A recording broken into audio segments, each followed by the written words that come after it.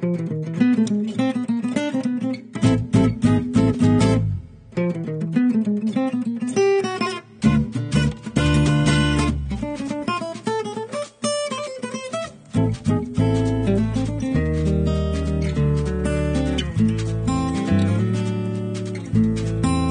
name is Jeroen Oude Sogtoen, together with Mona, creator of maison Mona di Orio perfumes. And I'm here in Roma for the anniversary of Campo Macho for the first year, which, of course, congratulations to them for doing a wonderful job. And, well, my role in the company is 7 years ago I met Mona, because I also have an amenity house. And I met Mona because I needed a nose. And for me, that was the introduction into the world of beautiful fragrances, artisanal made fragrances. And so I started working with Mona. And after a couple of days, I was so intrigued by her as a person and what she could create, beautiful fragrances on a very high level. And so I asked her, for me, the first question was, okay, one long time ago, Guerlain started creating a perfume house. Shall we do this the same? And so I had a couple of conditions. She had to be the face, the name, and the nose, because I really think it's important that people know who is the creator of the fragrances. And that was for her a step, because she's really like a nose in the dark and she's a creator. And so she had to think about it for like 3 minutes. And then she said, okay, I'm going to do it.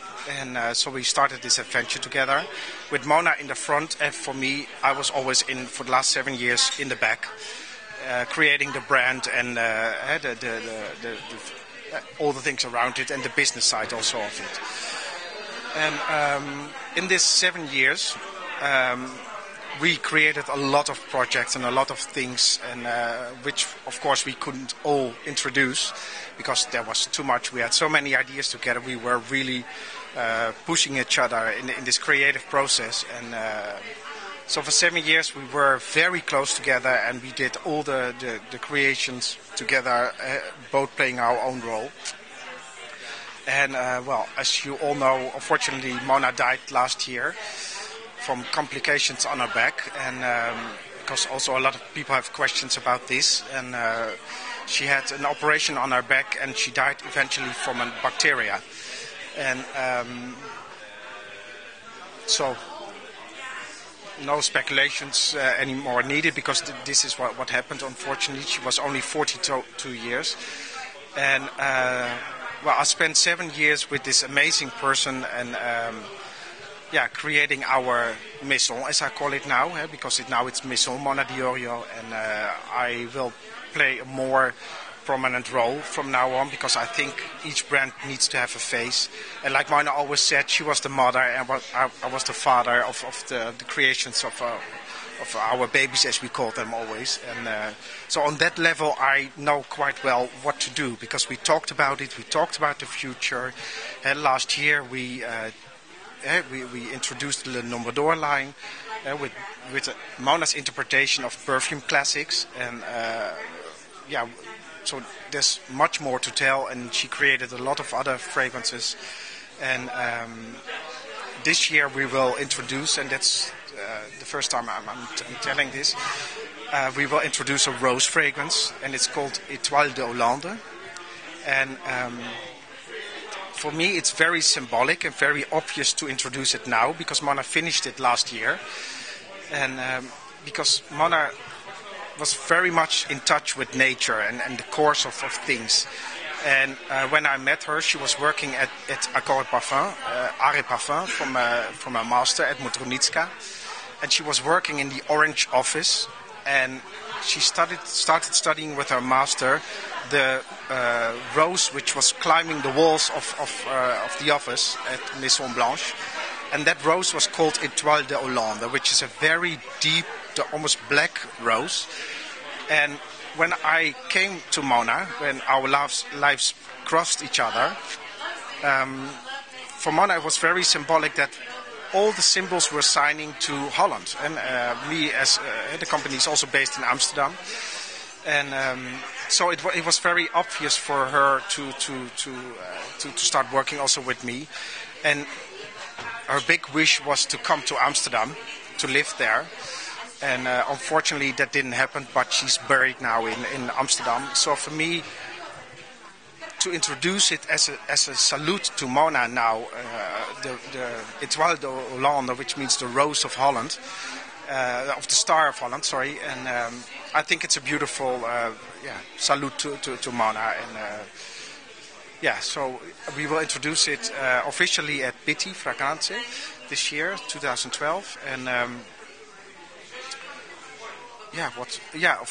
more questions, of course, always, because after Mona's passing, first of all, I have to thank a lot of you who were really I was very touched, and also the family was very touched because of all the reactions on Facebook and internet and emails, and the lots of flowers that people sent, which was really beautiful and very nice also for the family to see how much people she touched with her personality and with her vibrance, and also her wanting to share her knowledges, because she was very much in touch with sharing what she learned from her master, and that people would start using their nose and not just smell the top notes, but also take the whole story. And when we started, as you all know, lots of you know, we started with the grey line, the signature line, with Luxe, Carnation, and Minoir. That were the first three. And unfortunately, a lot of people were scared of them because maybe we were too early, or maybe we were too full of hope that people would understand it. And what I see happening now is that people really come back and starting exploring them again, because they are not so scary. And because a lot of people call them heavy, but I hate the word heavy, because I think they are deep. And deep is something else than heavy, because they are complex. And they have a long story to tell and big involvement. So, yes, one day they will come back, but please give me time, because I need time to develop also the business on a steady base. And I cannot do everything at the same time, because that would also be wrong. And so I'm working, of course, on the idea to bring them back, and because it's really Mona's signature. Also the Le Nombre, but especially the first line, they were complex, like Mona was. Mona was also very complex in a positive way, very complex person with a lot of layers and a lot of kindness, but also with some naughtiness, and that's also something you experience in the fragrances. I mean, they are like the Le Nombre, they talk about the classics in perfume history, but from Mona's point of view. By first of all using real materials, like a vanilla you can use for synthetic vanilla, or a real vanilla makes a huge difference. And but always with a kind of edginess to it, with a small edge to it, and always trying to be a little bit naughty. And so fortunately Mona left me with a lot of stories and a lot of which way to go, because we discussed it together continuously. And it's so on that way I'm not lost, of course. I miss her a lot, but I know what to do, and I know which road to go. So